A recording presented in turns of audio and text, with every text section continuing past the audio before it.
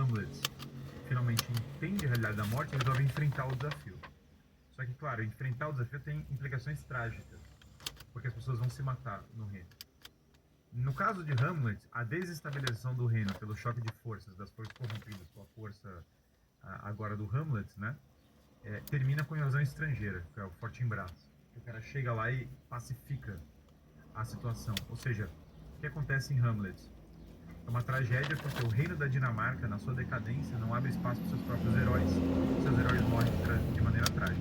Se Hamlet não tivesse entrado no conflito, a Inglaterra continuaria decadente. Por isso que ele é heróico na história a despeito da desgraça. Tem vários personagens que tentam afastar ele do negócio. Por exemplo, o Guildenstern e o Rosencrantz são os universitários. E aí os universitários chegam pro Hamlet e falam: cara, para de se preocupar com tudo isso, entendeu? Não é certo nem errado, mas é pensar que eu faz assim. O que significa isso na peça? Bicho, esquece, o certo e o errado são subjetivos, não perde seu tempo com isso. Timão e Pumba. Timão e Pumba, cara, Timão e Pumba é uma ótima analogia, porque o Timão e Pumba tem um elemento forte de... Rei Leão é pesado, o Moisés, é pesado a jornada do herói. E Hamlet de tirar, né? Então, e Hamlet, verdade, correto. E aí tem o pai morto, né? Que é aparece lá tem o sacerdote que inicia ele no negócio, o Rafik, e aparece o pai morto.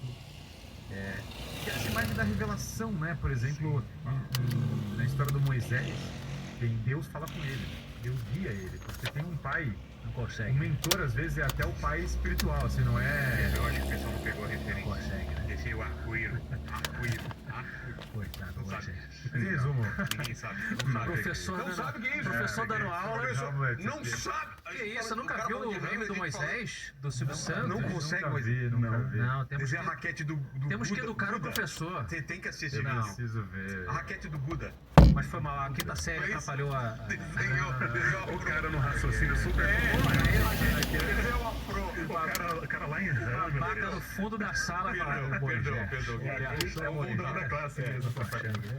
Mas em resumo, o que eu tava falando era isso. Hamlet, então você também vê um heroísmo, mesmo sendo uma tragédia, mesmo tendo um negócio assim. Sim. Recusa do chamado, o mentor é o pai falecido, que aparece como fantasma, não precisa ter necessariamente só o mentor físico, né?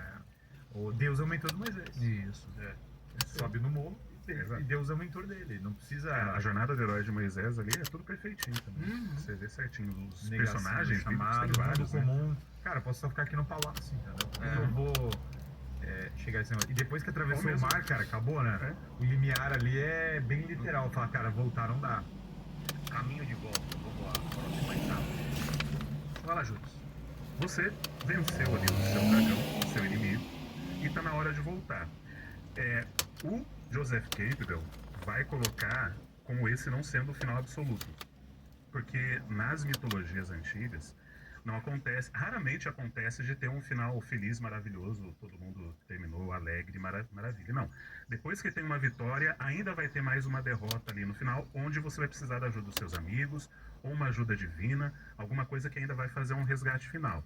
Mas basicamente o caminho de volta é quando você tá... O objetivo de todo herói, quando ele sai de casa, parece que é sair de casa, mas é retornar. É voltar transformado. Então quando você vê... Transformando o mundo, ele transforma a si mesmo. Tem uma transformação externa. Exato. E principalmente uma interna. E todo herói, desses que a gente está falando, são personagens dinâmicos. Existem personagens dinâmicos e planos, os planos são aqueles que não mudam. Indiana Jones é um personagem plano. Ele não muda. Não quer dizer que seja um personagem ruim. Ele é bem feito, não muda. Né? Estrutura. Episódico, exato. Né? Uma Só que os personagens clássicos, eles agora, tradicionalmente mudam. Agora ele tá bêbado e chorando, vem a mulher salvá-lo. Mas Porque enfim, tá escrito funcionou quem não muito bem entende esse o filme. personagem. Funcionou muito bem. Mas ele vai voltar transformado. Então, o Frodo que sai do condado não é o Frodo que retorna. E dá uma... E fica muito claro isso, né? Quando ele começa a ver tudo aquilo e fala, cara, eu não pertenço mais a isso. Ele tá lá no casamento do Aragorn, ele tá olhando, tá recebendo aquela honra toda, só que ele sabe o que tá no coração dele. Ele sabe que no momento final ele falhou, e que foi só por ele não ter matado o Gollum, que no final o Gollum arrancou o dedo com o anel e foi salvo. E ele tem um problema que assim, o Frodo transcendeu esse mundo em muitos aspectos. Esse mundo já não a tem mais cabeça dele lugar não pra serve mais ele. pra cá. Pensa que ele já morreu, ressuscitou e destruiu o mal. Cara, já era, esse mundo não tem mais o que entregar pra ele. É só o mundo espiritual, porque aqui tem um ponto que Acho que é mais por aí. não vale a pena a guerra sem Valhalla, não vale a pena a morte em instrução sem o paraíso. Tem que ter o paraíso no final das contas, tem que ter o fim da jornada, tem que ter o retorno. Simbolicamente na história do Odisseu tem o paraíso, que é ele voltar para casa e encontrar a esposa dele. Na jornada espiritual do homem, o homem morre buscando alguma resolução final. Não tem como... É uma guerra pela guerra, é a jornada pela jornada. Tem um quê de desespero nisso aqui. É igual o cara tá perdido no multiverso infinito. É desesperador, não é belo. O paraíso nada mais é do que o fim da guerra. A guerra tem que acabar em algum momento. Tem que ter uma vitória, uma resolução. Chesterton falava que é engraçado. Ele falava que tem duas formas de você estar em casa. Você fica em casa, você dá a volta ao mundo e volta para casa. Mas em algum momento você redescobre a casa. A casa é, em grande parte, a paz da vitória. Odisseu, por que ele está lutando a guerra de Troia? Ele está lutando a guerra de Troia, em última instância, para proteger a pátria dele, para proteger o lar dele. A mesma coisa Frodo. Se o Frodo vai lá e morrer e ressuscitar, se não é para proteger o condado, não tem sentido. Então, o próprio condado, agora que o Frodo entrou numa guerra tão espiritual, ele já não serve mais. Então, o Frodo agora vai ele tem que ir para Valinor. Valinor é uma antessala do paraíso aqui na Terra. É como se fosse um intermediário mais próximo de você chegar na Terra-média do paraíso. Essa subida do guerreiro para o paraíso, ela é fundamental, e a volta para casa é uma jornada quase de ascensão para o paraíso. É curioso porque tiraram o expurgo do condado do filme, né? Lá, o Saruman, né? E um dos problemas disso é que as pessoas têm às vezes a falsa impressão de que, cara, se eu não sair para lutar, minha casa continua pacífica. Porque no Senhor dos Anéis não é o caso. O cara sai pra lutar, cara, sua casa tá pegando fogo. E na Odisseia também. Como Na você citou. Odisseia tem Também? 60 mil pretendentes da mulher dele. As servas. E aí o cara tem que né? botar um capuz e ir pra um duelo de flecha, e ele mete flecha Mata todos os pretendentes. mata todos os pretendentes da mata mulher as servas. pra reassumir a esposa dele. Porque existe essa ideia, né, de que você protege alguma coisa, você tá protegendo o lar. É muito bonito, então, a volta do herói, que algumas histórias omitem, né, que acaba, chega no auge e acaba, fim. Seria anticlimático, né? Você, às vezes, depois da apoteose ali do final da obra, você O retorno. dependendo da É história. que fazer o retorno é difícil. Por exemplo, o Nolan falhou tremendamente no Cavaleiro das Trevas Ressurge. Ele tentou fazer isso. É o último. É o último, Cavaleiro das Trevas Ressurge. Ele tentou fazer isso, É mas o tem aquela pior. cena que o cara tá lá, não encaixou. As pessoas, não ficou bom. Mas a intenção não era ruim, a intenção era dar uma resolução Sim. pro personagem. Essa resolução, o paraíso, ali literalmente tá tudo meio brilhante, Sim, é meio tem onírico. uma resolução. Então aqui acho que o retorno para casa é o caminho em direção ao paraíso. Né? Tem uma história, a gente está mencionando muitas histórias, e isso é uma das principais críticas que as pessoas fazem com Campbell, por ser uma estrutura muito masculinizada disso. O que eu discordo, porque o problema não é a estrutura, o problema são os narradores históricos. As histórias contadas, tradicionalmente, os mitos, eles giram em torno de figuras masculinas e não femininas. Mas existem muitas histórias tradicionais femininas que se encaixam Sim. perfeitamente também na estrutura. E tem uma história muito bonita, que é de Longfellow, Wadsworth Longfellow, que se chama Evangeline, o Conto da Carne. Só é bonito que eu dei o nome da minha filha de Evangeline, porque é uma história muito bonita. Até traduzir esse conto, que na verdade é um poema épico, onde está lá Evangeline e Gabriel apaixonados na terra de Grand-Pré, e de repente vem, os navios invadem, eles são expulsos da sua terra, se separam, e é a jornada da heroína. É Evangeline fazendo todo o percurso pelos Estados Unidos para tentar reencontrar Gabriel, o amor da sua vida.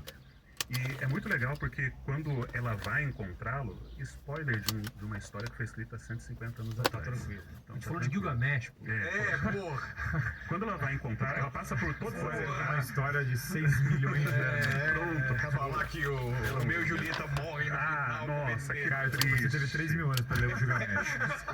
O Duro é adolescente de 15 anos falando, eu não tive, eu descobri agora. Cara, para de dar os desculpa. spoilers de Duna, né? Pô, essa porcaria tem 60 anos, Poxa, bicho. pelo amor de Deus. Quando ela vai passar por todas as etapas, mas quando ela vai encontrar com ele, Muito bem. Você tá falando aí, tô lembrando do Júlio Braga, meu sobrinho amado, filho de Fernando e Elza, amigo de Sérgio. entrar com ele tá à beira da morte. Ela encontra literalmente ele no leito da morte, uma enfermeira. E o retorno para casa dela é um retorno muito dolorido, porque existe também isso de você não... Nem todas as histórias têm um final feliz e nem sempre você consegue o que você queria da forma como você queria. Normalmente não. Ela reencontra com o amor da sua vida, mas no último suspiro dele, ele ainda reconhece, ela o reconhece, eles já velhos, ela se despede, ele morre, e ela vai levar consigo só, nesse retorno, nenhuma recompensa, a não ser o fato de que ela pôde se despedir dele. Mas você pode pensar, nossa, mas toda a jornada dela foi vazia? Não. O objetivo dela era reencontrar com o amor da sua vida, ela reencontra com o amor da sua vida, porém, no caminho para reencontrar, se torna uma enfermeira, ela ajuda várias pessoas, e ela vai continuar fazendo essa mesma jornada. Então, o fim da jornada não é necessariamente o fim da jornada, não é porque o letreiro está subindo que acabou a história daquele personagem, acabou o momento em que o escritor contou a história. É legal a gente pensar no que acontece depois do Feliz para Sempre, no que acontece depois do Tristes, aparentemente para sempre também. A história vai continuar. É mesmo legal depois do retorno pra casa. você ter puxado a questão do feminino, porque é uma pena que as discussões acabem do preto e branco, homem versus É mulher, muito, essas bobeiradas. Muito bipolar. Alien, a gente tem toda a Isso que eu estrutura ia falar. do herói. Que eu acho que quando a gente começa a estudar isso, quando a gente começa a estudar esses estudos, o que acontece é que muitas vezes o escritor medíocre tenta simplesmente trocar o homem pela mulher. Entendeu? Sim. E aí, Preguiçosamente E ele não muda mais masculiniza nada. a mulher de um jeito que ela é um homem, só que Tem uma revolta com contra corpo as de mulher. características femininas e masculinas. Não foi exato. E aí Você você falou isso do filme do Tom Cruise, que fica repetindo direto. Sim, depois quando você fala da All You Guerra Have da to Manhã. Do Is Kill mas the Mangá ela falou que estava sim. cansada de personagens masculinizados, que Exato. é só luta e não tem uma outra camada. Porque assim, exatamente, claro que tem mulheres que são aventureiras, claro que existem mulheres que se arriscam, Sim. que tem homens e mulheres transitam entre essas, mas existem motivações e anseios que ao serem biológicas, psicológicas, você vê no- que por de sua homens vez e mulheres. implicam Você vê em Aliens a motivação da Sigourney Weaver, né? maternal. É maternal, cara. E tá Então, tudo assim, certo. numa boa escrita, você vai adaptar justamente pra. Você pode ter uma personagem, Badass. mais casca grossa do que a noiva do que o Bill, Porra! entendeu? Mas ela qual é a jornada? É a jornada da leoa Ela quer proteger a filha, que né? perdeu o cub, que perdeu a sua cria. Então, quando você entende as estruturas, você sai dessa discussão babaquinha de internet Rasa, né?